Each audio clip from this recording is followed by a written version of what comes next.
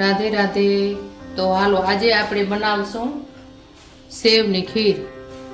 તો તમે જોતા જાઓ.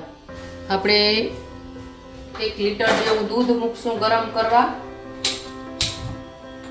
આ સાઈડ દૂધ ગરમ કરવા મૂકી દીધું છે અને એક સાઈડ આપણે સેવને ઘીમાં શેકી લેશું.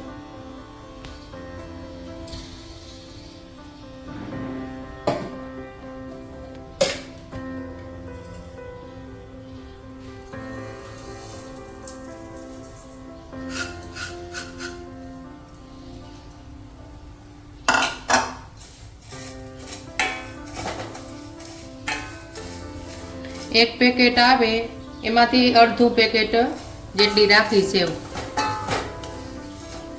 આપણે 1 લીટર દૂધમાં જો બનાવી હોય તો અડધું પેકેટ સેવનું રાખવાનું.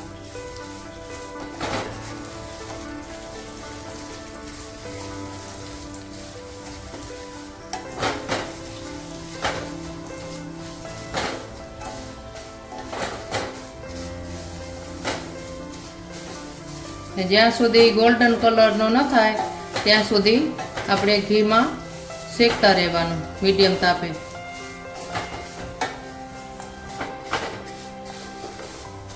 હવે ગોલ્ડન કલર આવી ગયો છે તો આપણે એને ગેસ બંધ કરી રાખશું.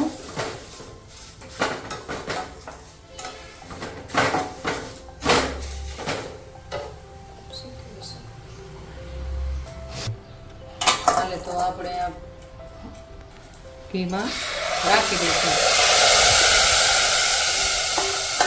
દૂધમાં રાખી દઈશું. આપણે ઘીમાં શેકાઈ ગઈ સરસ રીતે.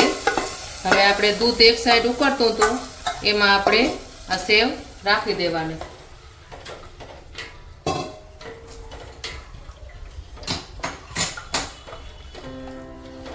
હવે ચડે ત્યાં સુધી આપણે એલચી અને બદામને ખાંડણીમાં કૂટી લેશું.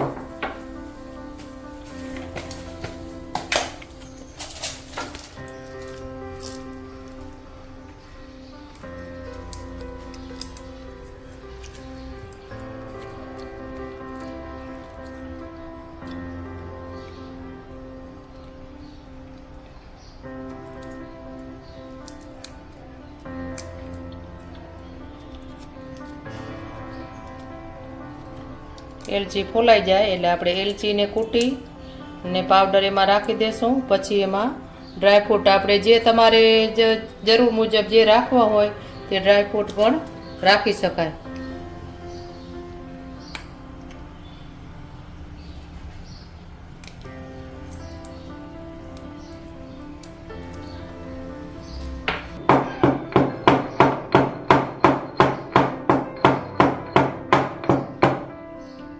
તો આપણે એલચીનો ભૂકો થઈ ગયો છે તો એને આપણે આમાં રાખી દઈશું અને હવે બદામ કૂટી લઈશું.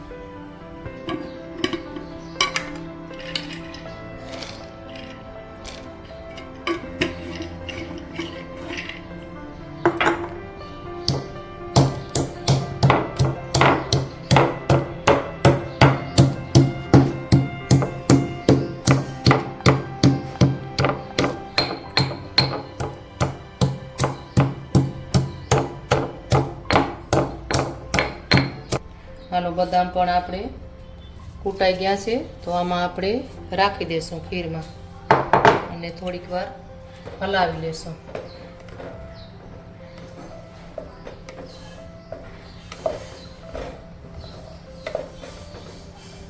ને ખીરને આપણે એવું લાગે કે ચડવા આવીએ ત્યારે ખાંડ રાખી દેવાનું.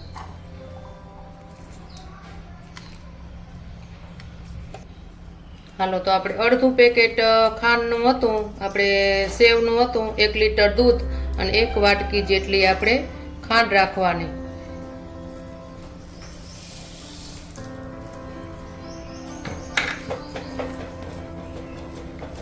હવે સેવને હલાવી લેશું બરાબર રીતે. અને તમે વધારે મીઠું ખાતા હો તો થોડી વધારે રાખવાની.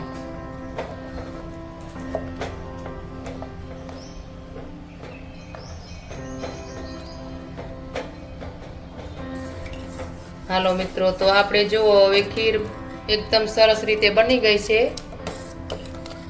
અને આને પૂરી સાથે કે રોટલી સાથે બહુ મજા આવે ખાવાની.